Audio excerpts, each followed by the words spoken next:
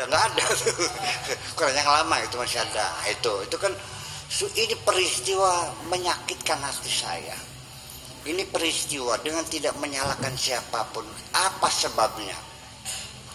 Saya sedikit agak berani untuk mengatakan bahwa Islam di zaman Kanjeng Nabi itu Islam agama. Begitu meninggal, Islam sudah bergeser menjadi Islam ideologi, berebut kekuasaan.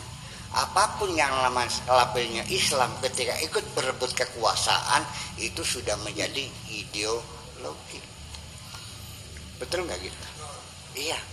Ketika Islam di masjid ini sholat berjamaah, kita bersaudara, bertegur sapa, bersalaman, berdiri berdampingan, senggol pundak bareng-bareng, nggak ada masalah. Itu Islam agama. Saya begitu kita di gedung parlemen itu, dengan bawa bendera masing-masing, nah itu sudah Islam ideologi, maka rawan untuk bertengkar.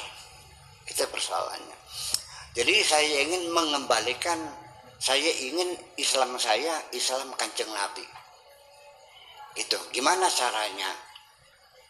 Walhasil bahwa kemunduran umat Islam, tapi yang aneh ini sejarah. Sekalipun umat Islam saling perang saudara, coba istri dengan menantu kok bisa perang sih? Iya kan? Sayyidina Ali dengan Sayyidah Aisyah. Bapak-bapak dengar semuanya. Kenapa? Nggak malu tah? Masa perang sama istrinya Mitoha? Nah, itulah kepentingan. Makanya kalau politik mah tega-tegaan. Sampai sekarang kan, ya iya. Politik nggak kakak, nggak adik, nggak Mitoha, nggak alo, semuanya juga habis-habis. Itulah makanya. Tetapi kenapa kok Islam tidak berhenti, malah berkembang pesat di tengah-tengah konflik horizontal. Nah ini kan perlu kita bahas sekarang ini. Kalau kita terjadi perang saudara kan hancur semuanya nih. Jembatan yang kita bangun dirusak lagi kan begitu. Mungkin mobil dibakar, mungkin rumah orang dibakar, semuanya. Ini dalam peperangan tapi Islam terus berkembang.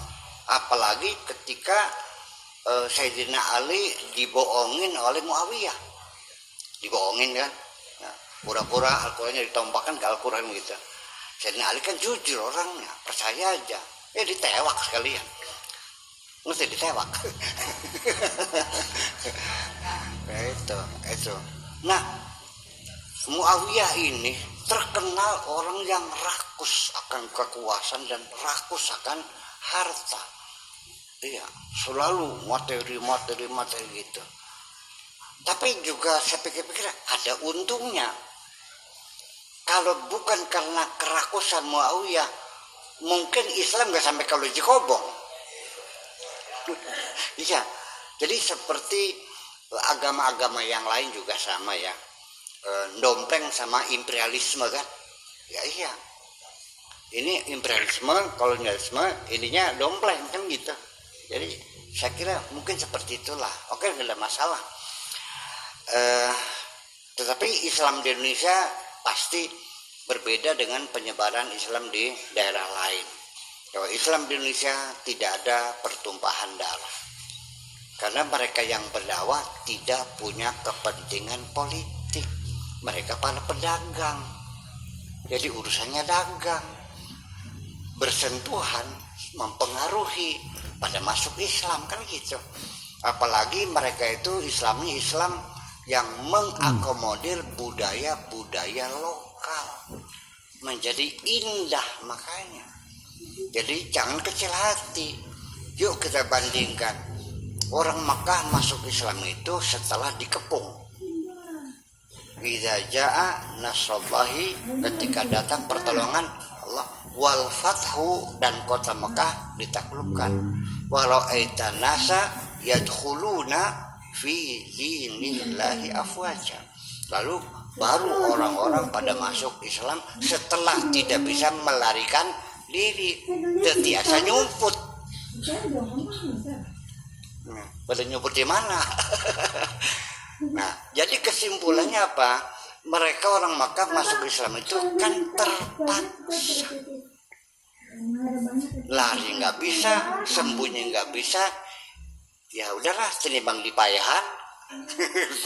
Dan masuk Islam kan gitu. Nah, orang Ulu Cikobong masuk Islam ini terpaksa apa sukarela? Jadi hebat mana?